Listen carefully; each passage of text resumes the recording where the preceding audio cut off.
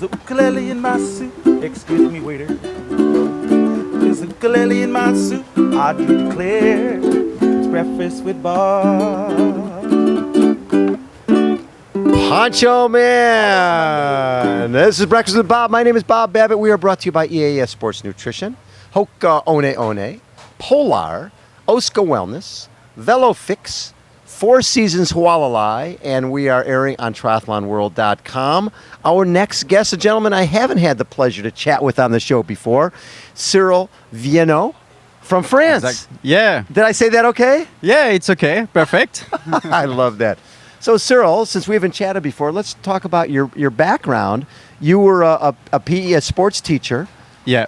And did you what sports growing up were you into? A lot. In fact, I did some gymnastic during 8 years when I was younger. What apparatus?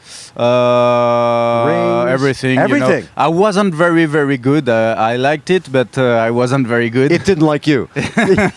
And, a little of swimming, but when I was very, very small. Yes. Very young. And it's my worst discipline now, so I don't think it was a good teaching. And a lot of sports, 1 year of football, of soccer, 1 year of table tennis, 1 year of, I don't know, maybe a lot of things. A lot of things. Yeah. When did you find triathlon?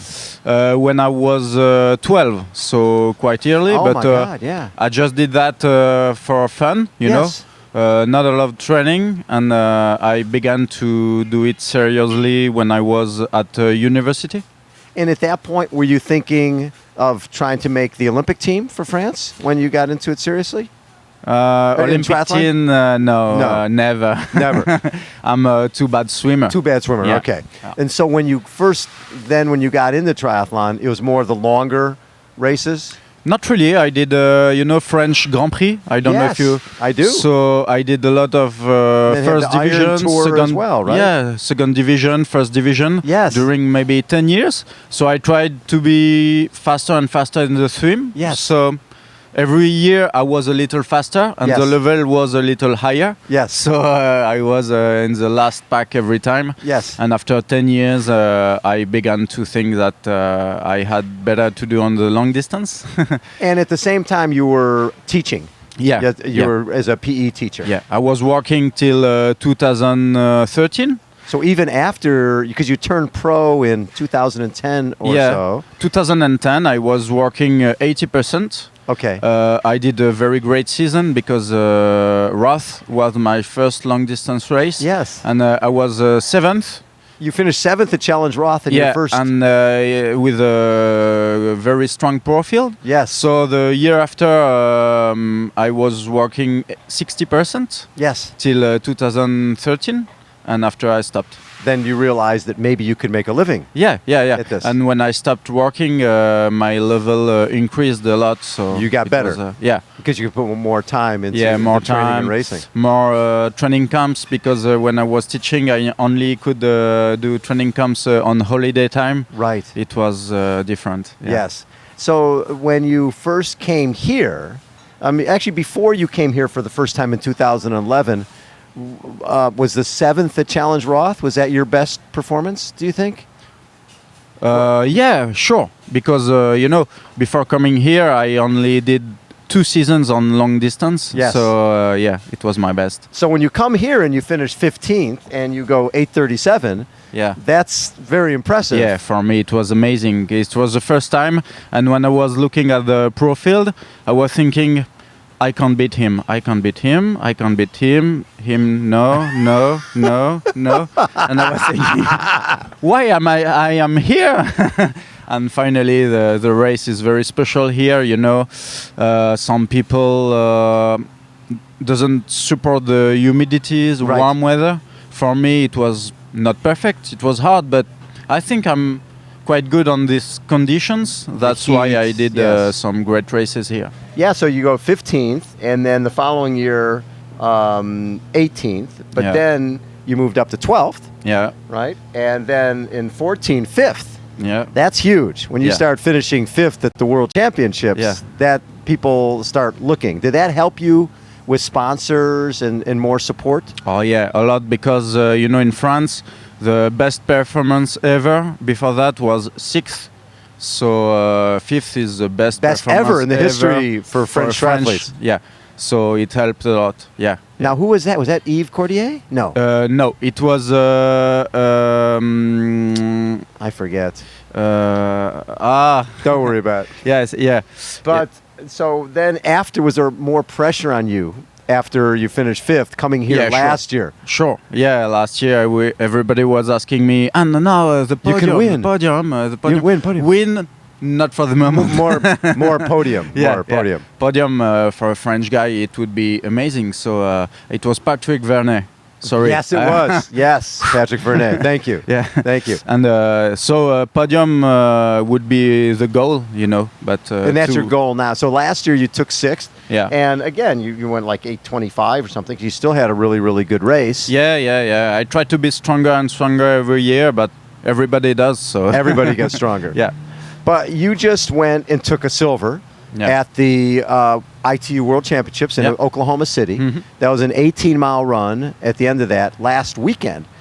Were you concerned of doing that long and hard a run so close to Kona? You know, I was world champion, ITU world champion, so I had to go to defend my title. That's and, right. You won the 2014 World Champion. Yep. And it's very special to race with a national suit, you know. Yes. So for me, it wasn't a question. I had to go there. Yes. Yeah. And when I finished fifth, there was a World Championship just 3 weeks before the race, and I did my best race here. So I thought, why not? 2 weeks, it's not impossible. It's not the best way to come to Kona. Yes. But I was speaking with my coach. He said, it's perfect. Don't worry. It will be okay. Yes. And we will see. But I think it can be good. Well, and I think sometimes people come here too early. So especially the pros, they come here 3 weeks early. And I think the heat is not great to train in. And there's not really a lot of great riding here. What do you think? Yeah, I think for me, it's not very, very good to come too early here because sometimes it can be boring to be on your own here for training. Yep. To do every time the Queen K with cars. It's very special. It's nice, but every time the same lap, it's very special. You don't have your family. It's quite important for me to have my family, my friends, and so I don't like to come too early here.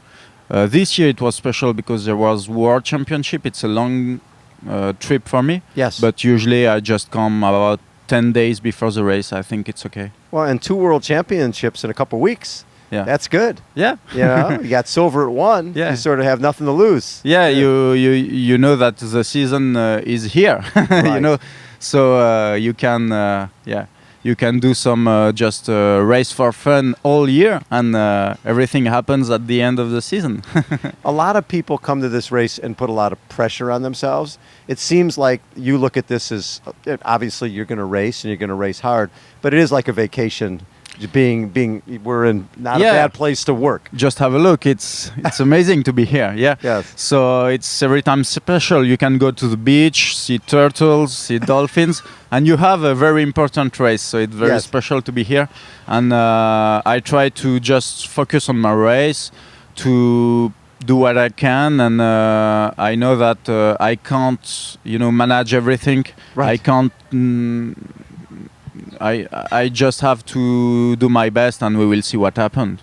That's it. This year, you were second at Geelong, the 70.3, the second in the Worlds, and you won 70.3 Vietnam. Yeah. And I'm assuming that's pretty warm in Vietnam. Yeah. It was hot. So I like when it's warm. You like the heat. So the hotter it is here. I don't know if I can say that I like it because it's hard to run under warm weather and humidity. Yeah. But you do better.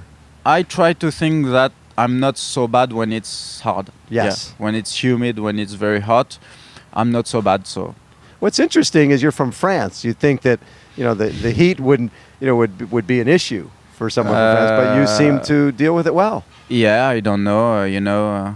I don't know. Maybe I was born in the wrong country. I don't know. Have there been times after you left your teaching job where you thought, oh, maybe I should have stayed teaching? Or has it been, once you made that move, you've had a lot of success? Yeah, I thought about that because, in January 2014, I had a big accident. Oh, I didn't know that. I had my 2 lungs broken, the collarbone broken, and 9 ribs. Was that from a bike crash? Yeah, with a car. So I was thinking... During training? It's my first year as a professional. And what year was that?